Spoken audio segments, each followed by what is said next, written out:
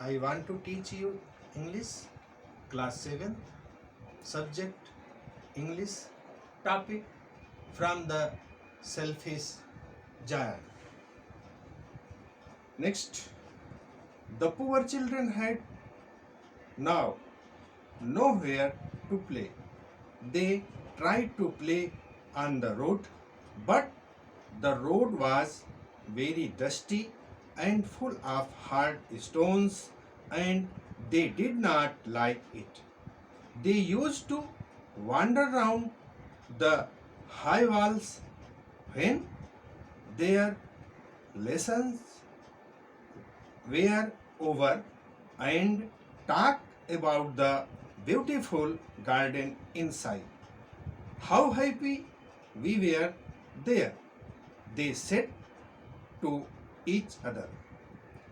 Then the spring came, and all over the country there were little blossoms and little birds. Only in the garden of the selfish giant it was still winter. The birds did not care to sing in it as there were no children, and the trees forgot to blossom.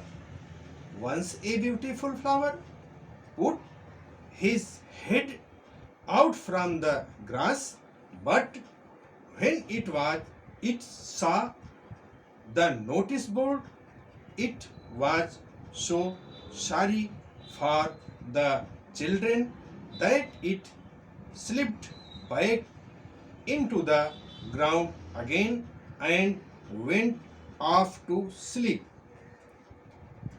Now next, the only people who were pleased were the snow and the frost. Spring has forgotten this garden, they cried. So we will live here all the year round. The snow covered up the grass with her great white cloak, and the frost painted all the trees silver. Then they invited the north wind to stay with them, and he came. He was wrapped in furs, and he rode all day about the garden and blew the chimney pots down. This is a delightful spot, he said. We must ask the hell to visit. So the hell came.